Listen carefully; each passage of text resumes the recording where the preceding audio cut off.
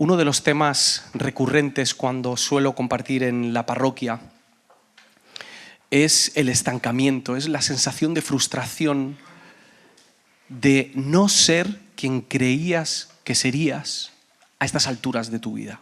Es algo que me preocupa porque creo que hay un gran número de creyentes que les toca lidiar con esta sensación.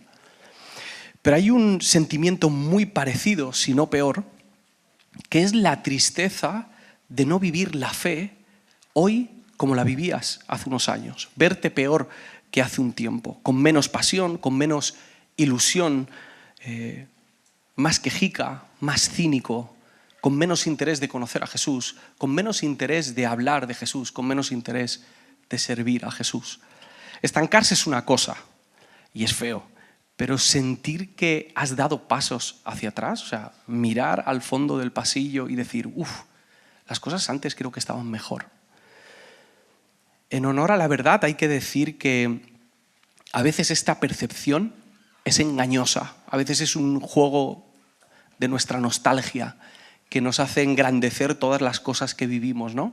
Magnificadas, como cuando entras a la casa de Gran Hermano, que dicen que ahí todo se vive magnificado, pues es algo así, recuerdas hacia atrás y dices, ¡buah, qué bonito era todo! ¡Qué bonitas eran las canciones! ¡Qué bonitas eran las emociones!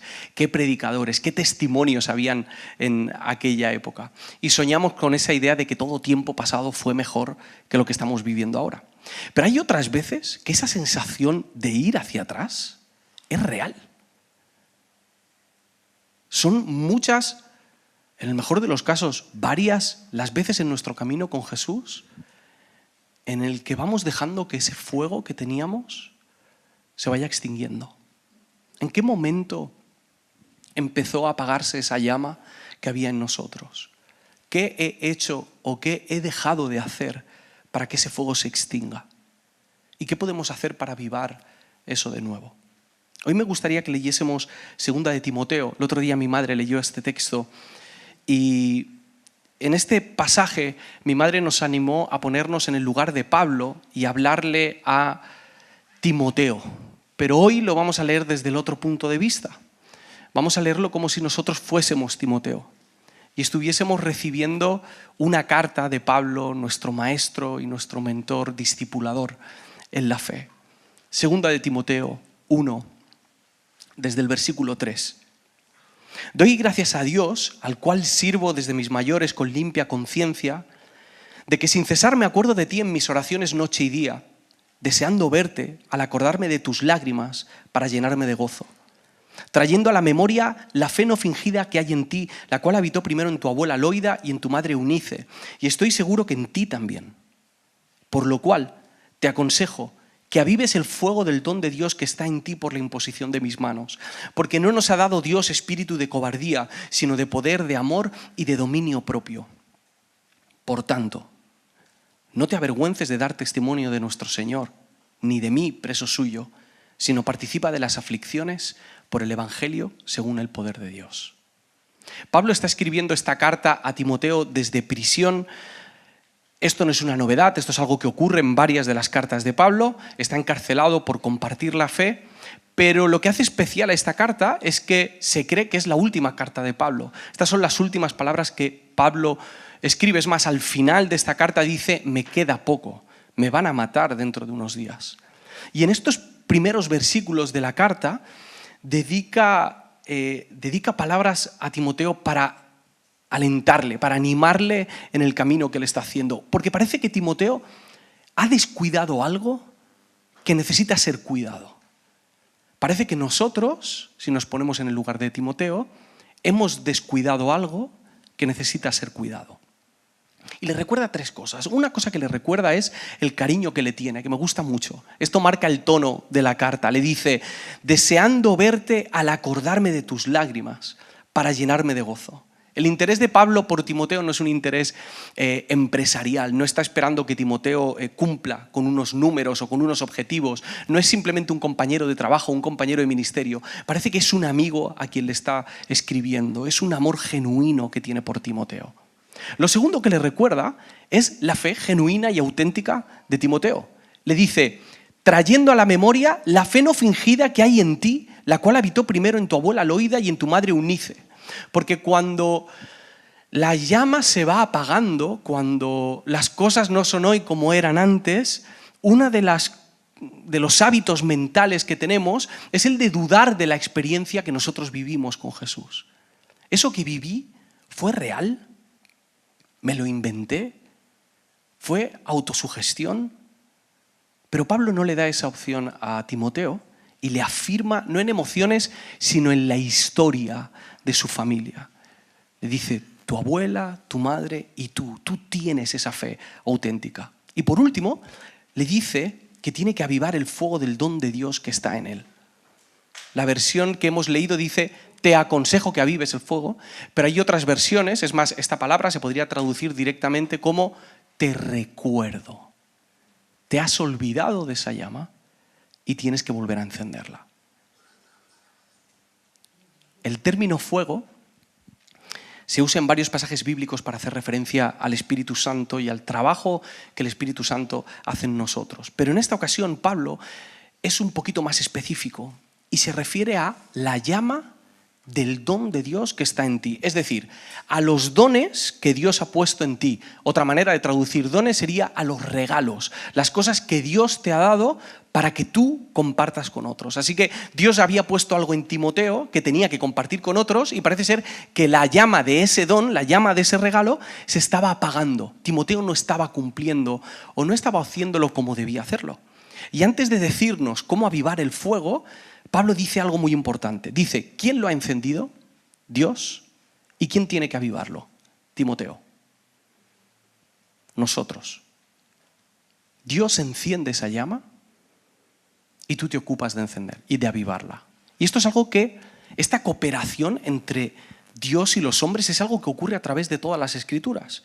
En Génesis, por ejemplo, Dios le da a Adán y a Eva un jardín, pero ¿quiénes son los encargados de cultivar ese jardín? Ellos. A través de los profetas Dios da una visión al pueblo de Israel, pero ¿quiénes son los encargados de perseguir esa visión? El pueblo de Israel. Jesús da autoridad y envía a sus discípulos para que vayan y prediquen, pero los que tienen que ir y predicar son los discípulos. Dios enciende la llama del don de Dios que está en ti, pero el encargado de avivar esa llama eres tú. La llama no la aviva el pastor, ni tu predicador favorito, ni tus padres, ni tu esposa, ni esa canción preciosa de ese grupo de alabanza que tanto te gusta. Es una responsabilidad que está a tu alcance. Y es importante que entendamos esto, porque si no, estaremos tirando siempre balones fuera y pensando que tiene que ser un agente externo el que encienda nuestra llama. Tiene que ser un evento, tiene que ser una experiencia, tiene que ser una persona la que me diga ciertas palabras que hagan que esa llama se encienda en mí. Y entonces nos quedaremos sentados durante Dios sabe cuánto tiempo esperando a que esa llama se vuelva a encender. El texto sigue diciendo, porque no nos ha dado Dios espíritu de cobardía, sino de poder, de amor y de dominio propio. Pablo, de nuevo, con ese corazón pastoral, le dice que es lo que tiene. Le dice, dentro de ti hay un espíritu, y ese espíritu no es de cobardía, es de poder, es de amor y de dominio propio. Es decir, tú ya tienes la capacidad en el Espíritu Santo de poder avivar esa llama. ¿Pero para qué? ¿Cómo se usa esa llama? En la práctica, ¿qué es? ¿Es simplemente una idea abstracta? ¿Algo que se siente y ya está? ¿O es algo más práctico? Para entenderlo mejor, vamos a volver a leer unos versículos. Versículo 6. Por lo cual te aconsejo que avives el fuego del don de Dios que está en ti por la imposición de mis manos. Versículo 7. Porque no nos ha dado Dios espíritu de cobardía, sino de poder, de amor y de dominio propio. Y ahora dice, por tanto, no te avergüences de dar testimonio de nuestro Señor. El versículo 6 nos habla de avivar la llama. El versículo 7 nos habla de el espíritu que hay en nosotros de poder, de amor y de dominio propio. Y el versículo 8 dice, por tanto, es decir, como consecuencia de esto que te acabo de decir, lo que tienes que hacer es compartir tu fe. Tienes que poner en práctica el don que Dios te ha dado. Me gustaría que viésemos el versículo al revés para poder aclararlo un poco. Nos tomamos la licencia. Practicar el don que Dios te ha dado con poder, amor y dominio propio va a hacer que la llama que hay en ti se avive.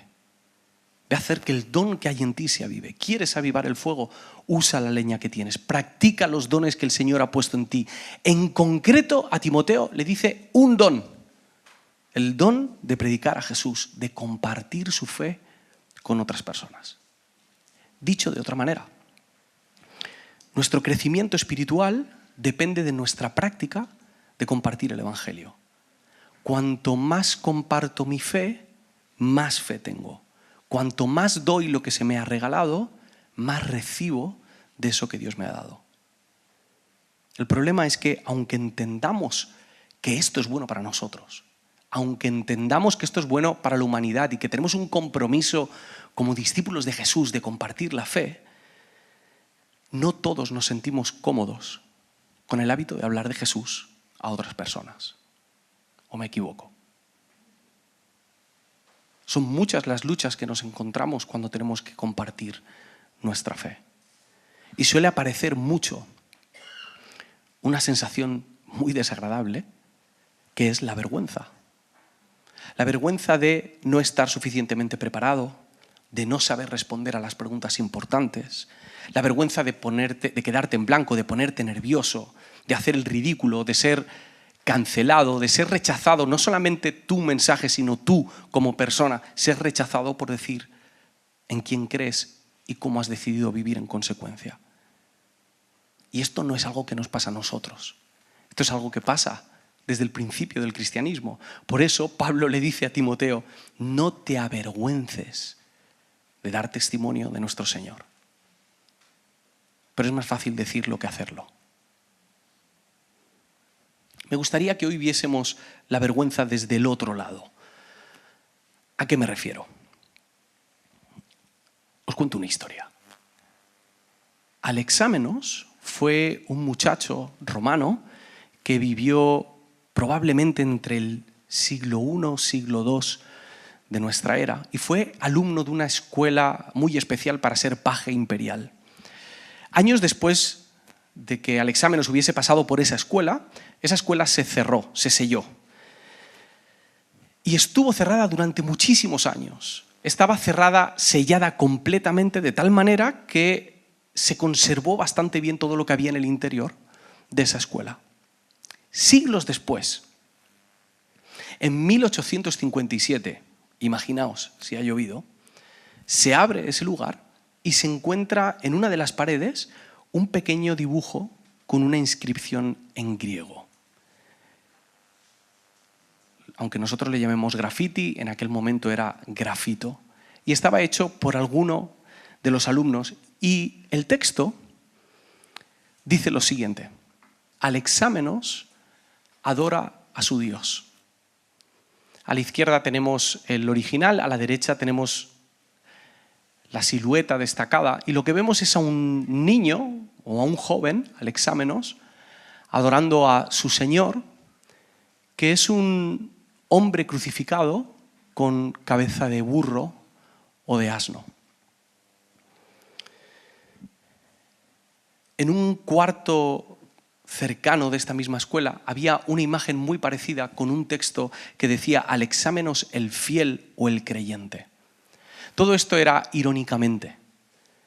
Es probablemente, hasta el momento, la primera pintura, por decirlo así, que tenemos de la cruz. Y es una burla. Alexámenos vivió algún tipo de presión social en esa época, y además el tipo de insulto que usan era muy habitual en ese momento, coincide con la cultura de aquel momento, en el que para los griegos y para los romanos un Dios crucificado era algo absurdo. Ellos no podían imaginar que Dios estuviese crucificado, no tenía sentido para ellos. El mismo Pablo dice que el Cristo crucificado que él predica es un escándalo para los judíos y necedad para los gentiles.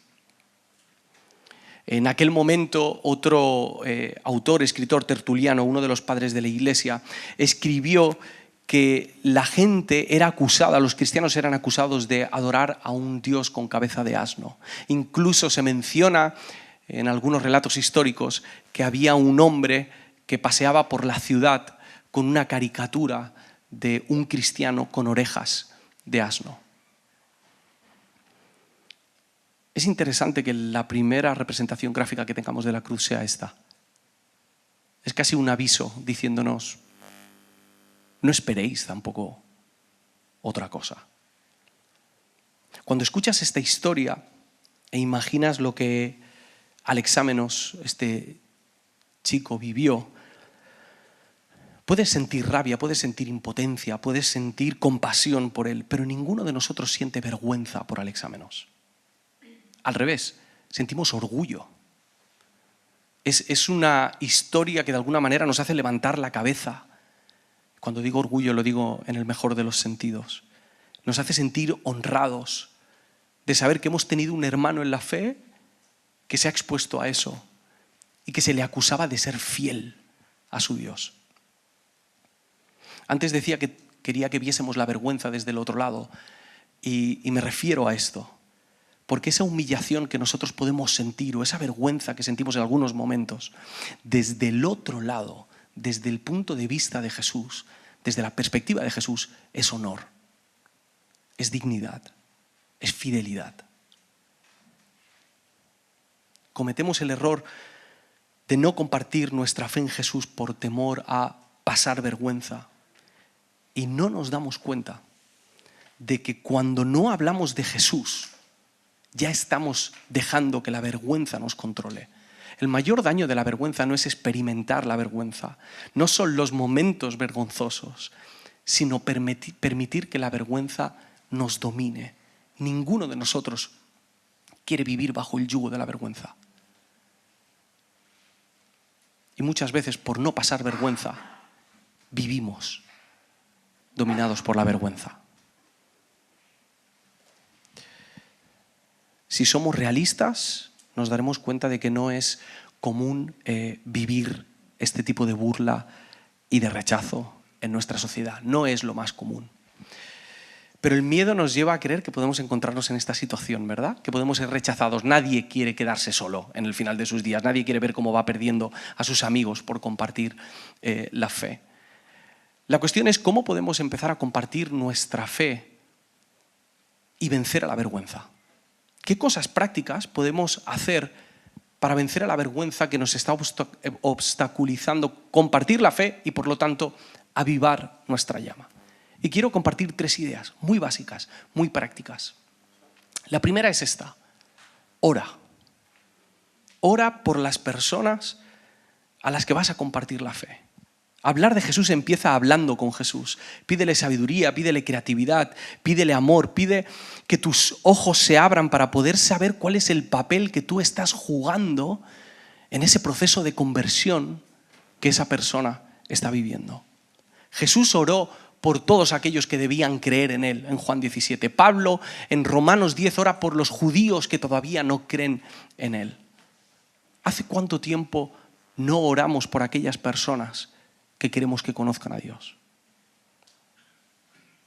¿Hace cuánto tiempo no forma parte de tus prioridades el corazón de aquellas personas que están viviendo tristes, alejados, en ansiedad, en soledad, perdidos, desorientados, sin propósito? ¿Hace cuánto tiempo no están esos nombres en tus conversaciones con Jesús?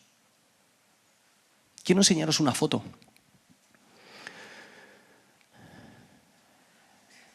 En esta foto está el rey de España y Felipe de Borbón también. Está nuestro actual rey, esta noche seguramente lo veremos en el partido, y a la derecha está mi padre, saludándolo. ¿No se ve a mi padre? Ah. Y mi padre le está diciendo lo siguiente. Puedo decir cualquier barbaridad ahora, pero no voy a hacerlo. Le está diciendo: la iglesia en España está orando por ti. Y ¿sabéis qué? Que es verdad. Que mi padre, especialmente, ha dedicado mucho tiempo a orar por personas que forman parte de nuestra cultura popular o de nuestro gobierno. A veces a la hora de comer o a veces por la noche, indiscriminadamente, bendiciendo a otras personas. Cuando tú oras por las personas, Dios crea las oportunidades. esas oportunidades a lo mejor no te van a venir a ti. A lo mejor no vas a tener la oportunidad de encontrarte con el rey de España. Pero habrá otra persona que se podrá encontrar con él. Es más, mi padre descubrió con el tiempo que el chofer de Felipe durante un tiempo era creyente, seguía a Jesús. Qué bueno sería que recuperásemos esos nombres en nuestras oraciones. Que orásemos con fe y que dejásemos que el Señor crease esas oportunidades. Lo primero, ora. Además, esto no te da vergüenza. Esto es una conversación contigo y con el Señor. Lo segundo, haz preguntas. Haz preguntas. Pregunta todo lo que puedas. Es la mejor manera de descubrir cuáles son las búsquedas y cuáles son los sueños de la gente que más quieres. ¿Qué es lo que realmente anhelan? ¿Cuál es su deseo? El autor y teólogo N.T. Wright destaca 4 anhelos, 4 búsquedas esenciales de los seres humanos y me gustaría que las pudiésemos leer brevemente. La primera de ellas es el anhelo de justicia. La gente reconoce que el mundo está roto y desea verlo restaurado. Y ahí coincidimos casi todos. La segunda es la sed de espiritualidad, la conciencia de que los seres humanos estamos hechos para algo mayor que nosotros mismos, un sentido de trascendencia. La tercera es hambre de una relación. Todos tenemos una necesidad de pertenencia, el deseo de conocer y de ser conocidos. Fuimos creados para estar en relación. Todos huimos, como decía, de la soledad. Cuarto, el deleite en la belleza. Y aquí me gustaría leer las palabras de N.T. Wright. Dice, la belleza es para el espíritu lo que el alimento es para la carne. La belleza de una canción llena un vacío en nosotros que nada más bajo el sol puede. No obstante, nunca la sacia. Siempre nos deja con un intenso anhelo de más. Todos buscamos ese deleite en la belleza. Y otros teólogos y sociólogos, psicólogos, añaden el deseo de significado y de propósito, de saber qué haces aquí y para qué has nacido. Ahora, estos deseos no se ven a simple vista. A veces incluso parece que señalan en la dirección contraria. Os pongo un ejemplo. Puedes conocer una persona rencorosa y vengativa y creer que eso es todo lo que hay. Es una persona rencorosa y vengativa. Pero probablemente esa venganza detrás esconde un anhelo de justicia. Está intentando saciar ese deseo de la manera más dolorosa. Puedes conocer una persona promiscua o celosa y tú puedes decir, bueno, todo se queda ahí, pero en realidad lo que hay en el fondo es hambre por tener una relación real con otra persona. Estas acciones tan tóxicas, la venganza, los celos, la envidia, son pistas que nos llevan a descubrir cuáles son los deseos más profundos de nuestros amigos y amigas, para después contarles y o demostrarles con nuestra vida que hay un camino alternativo a las soluciones que están dando a su hambre. Evangelizar no es convencer a la gente de que renuncie a sus sueños. Es ayudarles a entender que sus deseos más profundos solamente pueden ser satisfechos en Jesús. Nuestra labor no es decirle, deja de desear eso. Esos deseos han sido puestos por Dios. Nuestra labor es señalarles cuál es el camino para saciarse completamente.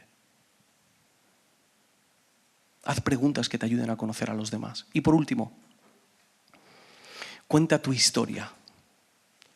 No tienes que inventarte nada, no tienes que dar datos teológicos que ni siquiera comprendes todavía, que te los has aprendido de carrerilla con palabras complicadas. Cuenta tu historia. Uno de los grandes ejemplos en la Biblia es en el Evangelio de Juan, que leemos una historia en la que Jesús sana a un ciego. Ese ciego va a decirle a la gente que ha sido sanado y entonces salen algunos enemigos de Jesús, algunos fariseos, y le dicen que Jesús no es de fiar. Y él dice, mirad, yo no sé nada de si este hombre es de fiar o no es de fiar. Lo que sé es que antes era ciego y ahora veo. Dejemos que nuestra historia hable del Jesús que ha cambiado nuestra vida. Contemos esas historias, sentémonos a recapacitar sobre ellas. Escríbelas, medita en ellas No te preocupes por ser un gran orador o tener un versículo para cada cosa que te plantean. Cuenta lo que tú has vivido y de qué manera Jesús ha ido resolviendo tus caminos y ha ido dándote salvación y libertad. Ora, haz preguntas y cuenta tu historia. Es curioso porque nuestro moralismo nos dice que para compartir nuestra fe, nuestra llama tiene que estar viva y ardiendo. Que tenemos que saberlo todo para hablar de Jesús. Que debemos vivir la fe fervorosamente para sentirnos dignos de predicar a Jesús. Pero parece que es al revés. Parece que compartir nuestra fe es lo que alimenta nuestra llama. Quiero terminar con esta frase. Es una cita de William Blake que dice: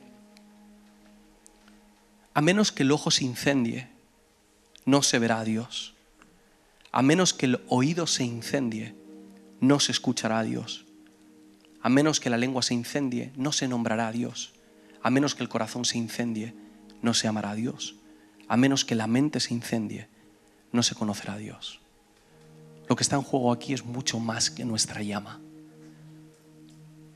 Lo que está en juego aquí es que el resto de personas, la gente que forma parte de nuestra vida, pueda ver, escuchar, nombrar, amar y conocer a Dios.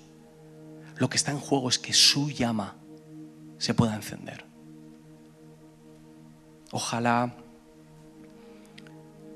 podamos decir con todo nuestro corazón lo que dijo Jeremías, el profeta Jeremías, en un momento en el que estaba harto. Podéis leerlo en Jeremías 20. Estaba cansado de decir, de hablar de parte del Señor y de que le rechacen, se burlen de él.